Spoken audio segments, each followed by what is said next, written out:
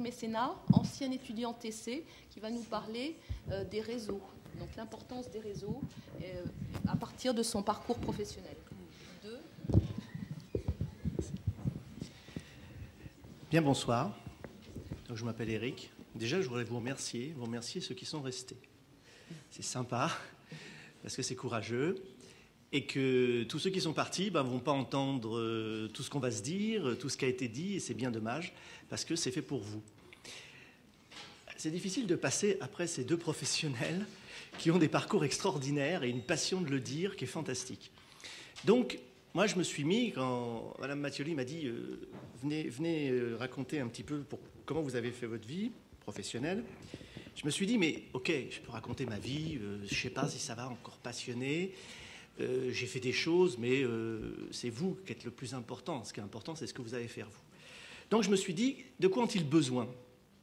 Qu'est-ce que, dans mon parcours, je peux leur donner comme expérience, non pas de ce que j'ai fait, mais comment je l'ai fait, que vous pouvez peut-être piocher dedans pour les années à venir. J'ai entendu de belles choses, ne pas avoir peur, c'est évident. Alors, je me suis aperçu, je faisais un petit calcul tout à l'heure, ça fait 31 ans, 31 jours et 17 heures, j'étais là. Donc, je suis encore là, je ne suis pas mort. Donc, effectivement, je rejoins mes deux collègues qui disent que, écoutez pas tout ce qu'on dit, surtout très amplifié par le marketing. Je suis un spécialiste du marketing numérique, donc je sais ce qu'on peut faire. Donc, pensez surtout à vous. Alors, j'ai repris mon parcours. Si ça vous intéresse, plus tard, je le ferai. Mais simplement, j'ai essayé de cerner qu'est-ce qui m'a permis de changer, de rebondir à chaque fois. Depuis que j'ai sorti ici de TC, c'était en 79. Aujourd'hui, j'ai 55 ans. Je me suis aperçu que c'était la passion du travail. Effectivement, là, c'est quelque chose qui est très important et par rapport à soi-même et par rapport à ses collègues. On travaille de plus en plus en projet. Donc d'avoir une image de quelqu'un qui travaille, ça crée de l'emploi. Au niveau d'un patron, on le dit très souvent, effectivement, il faut travailler, notre président nous l'a dit, on va travailler plus. Hein. Ça, on verra, c'est à vous de le créer, vous pouvez gagner plus et en travaillant plus, il y en a d'autres qui vont travailler plus en gagnant moins, c'est une question de choix. La deuxième chose que je me suis aperçu, c'était mes valeurs. On a parlé des valeurs de l'entreprise. C'était très important à l'époque, ça l'est encore plus. Je crois qu'effectivement, savoir pourquoi on travaille, savoir ce qu'on amène à l'entreprise, mais ne serait-ce que pourquoi on y va, pourquoi on se lève le matin, pourquoi on passe la plus grande partie de son temps, de sa vie au boulot. Si ça ne vous plaît pas, changez de boulot. Il n'y a rien de pire pour un être humain que de venir tous les matins avec la boule en se disant « Oh là là là là, qu'est-ce que j'ai emmerdé aujourd'hui ?» Vivement vendredi, et puis vivement les vacances, et puis vivement je suis vieux à un moment donné. Ne faites surtout pas ça. Hein, ne vieillissez pas tout seul. Vieillissez parce que vous aurez envie d'avoir fait plein de choses. L'entraide. Oui, ça c'est important. Il y a un moment donné, vous êtes en haut, à un moment donné, vous êtes en bas. Je suis marketing de la relation, donc on pourrait parler de réseau. Oui, très important le réseau. Mais oui, mais le réseau. Est-ce qu'on s'entraide dans le réseau? Certaines personnes s'entraident. C'est de la culture, le réseau. Certaines cultures l'ont plus, d'autres l'ont moins. Mais ce n'est pas de l'inné, c'est de l'acquis, le réseau aussi. Donc, soyez solidaires entre vous, entraidez-vous. Un copain crée une entreprise, faites-le savoir. Il n'a pas d'argent pour faire la com, faites du buzz. Donc, ça veut dire que l'entraide... si vous le faites gratuitement, ça vous reviendra en positif le jour où vous aurez besoin de cette entraide. Les échanges, ça aussi, fondamental les échanges. On est dans un monde qui n'arrête pas de changer. J'aime bien le côté positif de mes collègues. Le monde s'effondre. Super, il y a plein d'opportunités. Hein, vous connaissez l'histoire qu'on a tous fait. Je crois qu'il y a un prof qui nous le faisait ici. À l'époque, on allait dans le désert et on envoyait 2 commerciaux. C'était il y a très longtemps, les années 40. Et c'était un fabricant de chaussures. Et qui les fait revenir en disant au premier, alors toi, qu'est-ce que tu en penses du marché? L'autre qui dit, non, on ne fera pas une chaussure, ils marchent tous à pied, et ils sont pieds nus. Et l'autre qui lui dit, mais c'est génial, on va vraiment faire du business extraordinaire, parce qu'ils marchent tous à pied et ils n'ont pas de chaussures. Donc c'est une question de regard, verre à moitié vide ou verre à moitié plein.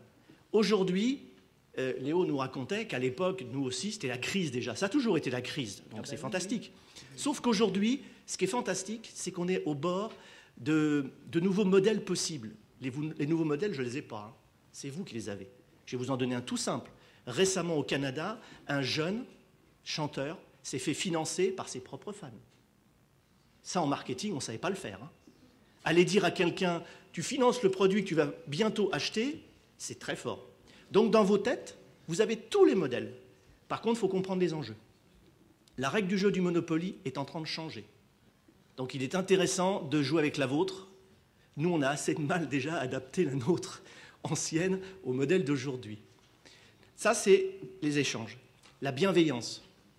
Alors là, la bienveillance, on critique souvent les autres, c'est facile de critiquer.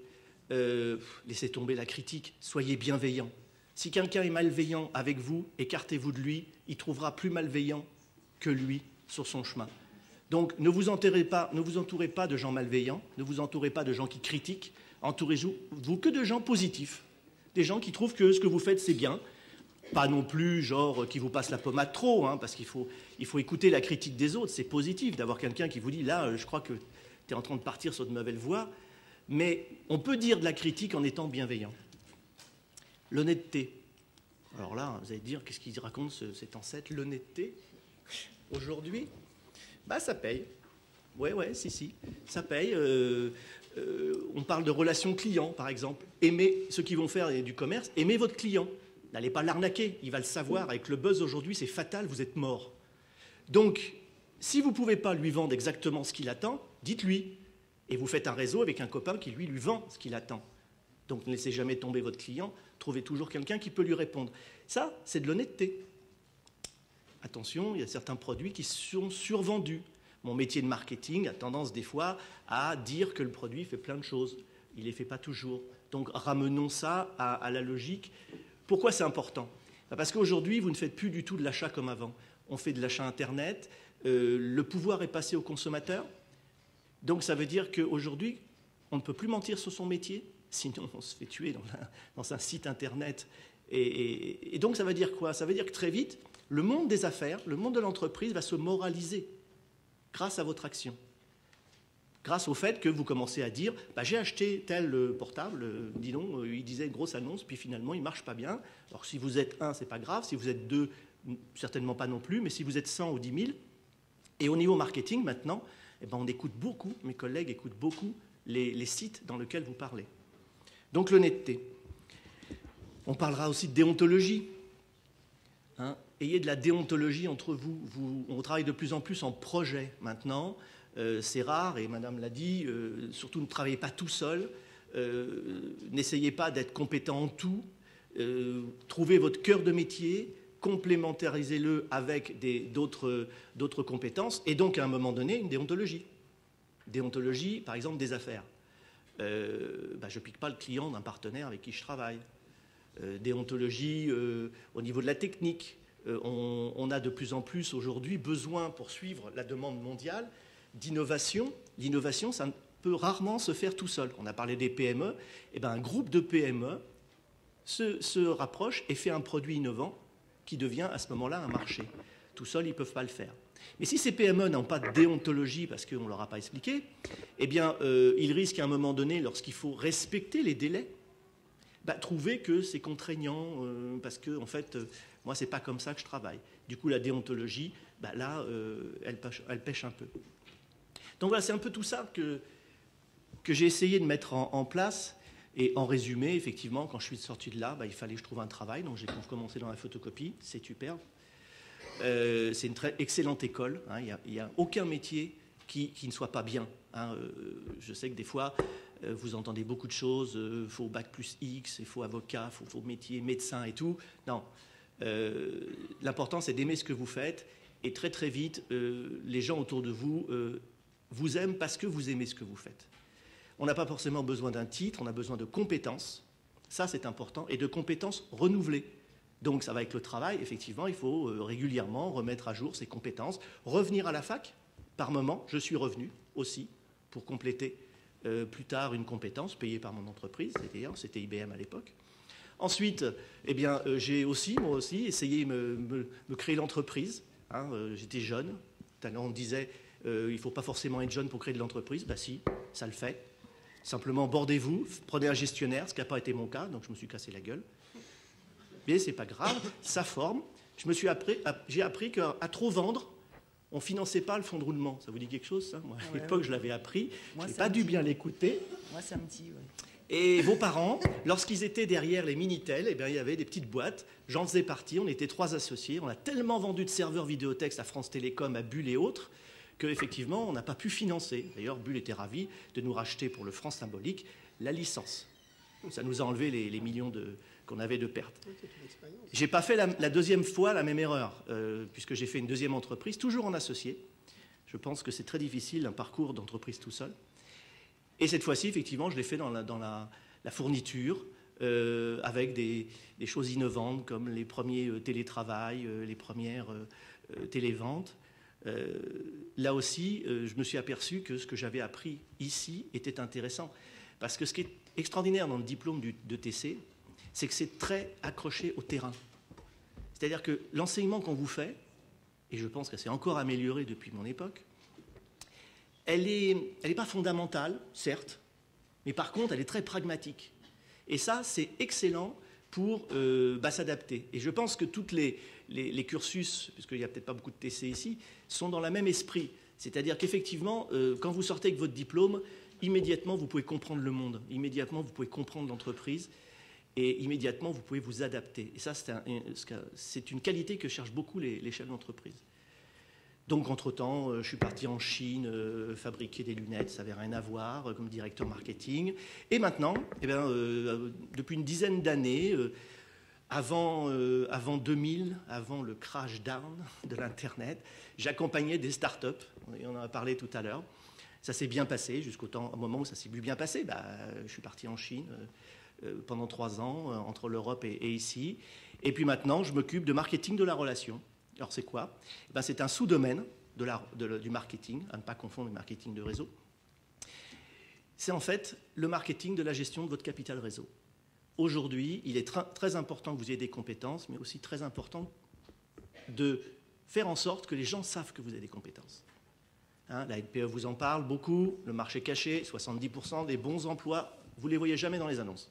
Ils sont dans le réseau.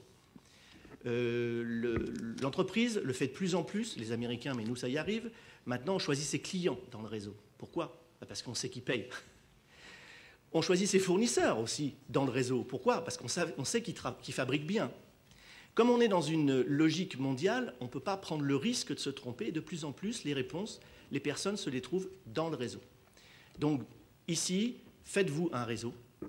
Ça commence effectivement par le réseau de votre école, mais vous allez le compléter avec le réseau amical, le réseau loisirs, le réseau de vos voyages, le réseau de vos amis, de vos familles. En fait, vous avez des sites fantastiques qui vous aident à faire tout ça, vous connecter. Là, les jeunes informaticiens ont inventé des outils fantastiques. Mais ça devient le 4e capital de l'entreprise. Aux États-Unis, déjà, un cadre ne peut pas être embauché s'il ne fait pas la preuve qu'il a un réseau relationnel. Alors, comme vous savez, avec les Américains, on a toujours 50 décalages, c'est vrai depuis longtemps qu'on fait de l'informatique, bien qu'on rattrape un peu, eh bien ça arrive très vite en France. Et en France, vous avez maintenant de plus en plus d'entreprises qui vous demandent, vous avez un réseau? Vous êtes sur Viadeo? Vous êtes sur LinkedIn? Facebook, c'est bien, mais ça, c'est un truc pour s'amuser. Là, on parle de professionnels. Alors pourquoi ils vous disent ça? Parce que quelque part, le réseau apporte de la valeur. Et que si vous, en même temps que vous êtes embauché, vous ameniez de la valeur à l'entreprise, ça serait un différentiel par rapport aux différents CV. Il y a à peu près une embauche, à peu près 5000 CV qui arrivent à chaque poste. Donc vous voyez qu'il faut être différentiel. L'image, c'est bien, les compétences, c'est indispensable, mais le réseau devient stratégique. Voilà. Merci de m'avoir écouté. Bravo.